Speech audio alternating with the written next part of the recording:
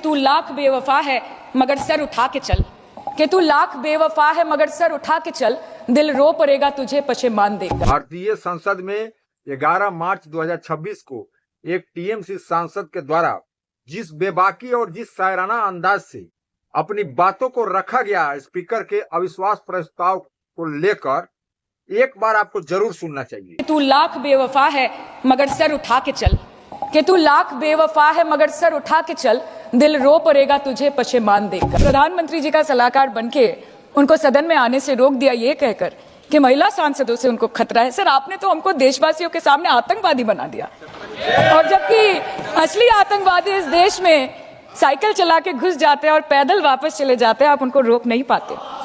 भारत पे चीन का आग्रासन आप रोक नहीं पाते। भारत किससे तेल खरीदेगा, कितने दिनों के अंदर खरीदेगा, किससे दोस्ती निभाएगा, किससे दुश्मनी बरकरार रखेगा, कोई और देश का राष्ट्रपति हमें ट्विटर पे आके लेक्चर देता है, इंस्ट्रक्शन देता है, आप उसको रोक नहीं सकते। और सदन में हम सांसदों को रोक के you feed on your ego.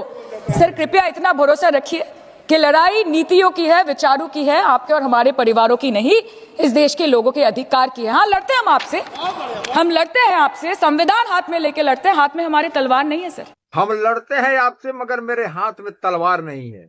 अगर विपक्ष ही नहीं रहेगा तो सरकार की जो कमी दिखेगी उसको उजागर कौन करेगा? तो विपक्ष मजबूत स्थिति में किसी की भी सरकार रहे, विपक्ष का रहना बहुत ही जरूरी। सुनिए आगे। 2023 के विंटर सेशन में 141 ऑपोजिशन एमपीज को एक साथ सस्पेंड कर दिया गया था, और करने के बाद भारतीय न्याय संहिता लेकर आए एक नया क्रिमिनल लॉ जो पूरे देश के क्रिमिनल कोड के प्रोसीजर को बदल देता है, जो स्टेट्स के लॉ एंड ऑर्डर को डायरेक्टली अफेक्ट करता है। सर, बाहर भी बुलडोजर चलाएंगे और सदन के अंदर भी बुलडोजर चलाएंगे। सर, ऐसा नहीं होता है। ये ताकत की बुलंदी भी पल भर का तमाशा है सर, कि ये ताकत की बुलंदी भी पल भर का तमाशा है। जिस डाल पे बैठे हैं वो टूट भी सकती है।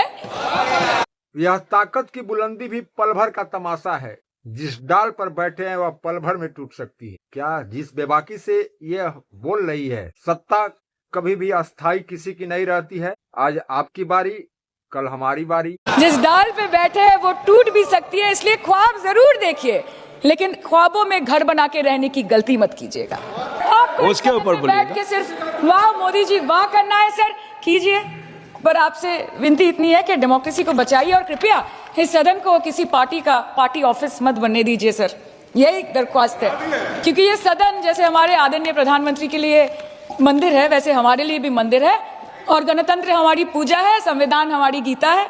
और इस मंदिर में बैठ के अगर कोई झूठ बोले और गीता पे हाथ रखे, कोई अन्याय करे, तो sir all India Trinamool Congress जो इस देश की थर्ड लार्जेस्ट ऑपोजिशन है, that will surely not pander or surrender to your step motherly or should I say step fatherly attitude। Om Birla sir से व्यक्तिगत रूप से मुझे कोई भी विरोध नहीं है, और मुझे ये बुरा लग रहा है कहते हुए कि मैं पहली बार की सांसद हूँ और मेरे पहले टर्म में उनके विरोध में मुझे ये अविश्वास और अनास्था प्रस्ताव लाना पड़ रहा है। मैं चाहती हूँ कि उनकी चेहरे की हंसी सदैव बरकरार रहे, और इसी संदर्भ में मैं एक शेर कह के अपनी बात खत्म करना चाहती हूँ कि तू लाख बेवफा है मगर सर उठा के चल, कि तू लाख बेवफा है मगर सर उठा के चल, दिल रो पड़ेगा तुझे पशेमान दे। दरअसल स्पीकर से नाराज होकर और विपक्ष जो है स्पीकर के खिलाफ अविश्वास प्रस्ताव लाई है, और ऐसा हो भी क्यों न, जब आप निष्पक्ष पद पर रहकर और पक्षपात करेंगे तो आवाज तो आपके विरुद्ध उठेगा ही, क्योंकि आपका भी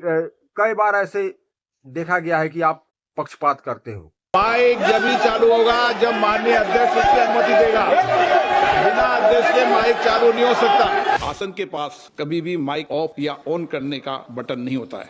बताइए, इनको स्पीकर बनाया गया है, स्पीकर पद ऐसा है जो निष्पक्ष रहता है, दोनों पक्षों की, पक्ष और विपक्ष की बातों को सुनता है, तब उस पर निष्कर्ष जवाब देता है। तो आप तो पक्षपात कर रहे हो, तो उसके विरुद्ध में तो आवाज भैया उठेगा ही। अब आप इनके बेबाक अंदाज के लिए और जो बात बोली है उस पर आप इनको कितने पॉइंट नंबर देते हो? ना ना ना ना, ना वैसे नहीं, कमेंट बॉक्स में जाकर तब टाइप करके नंबर लिख कर दीजिए। और वीडियो अच्छी लगी हो तो इसको शेयर भी कीजिए। जय हिंद।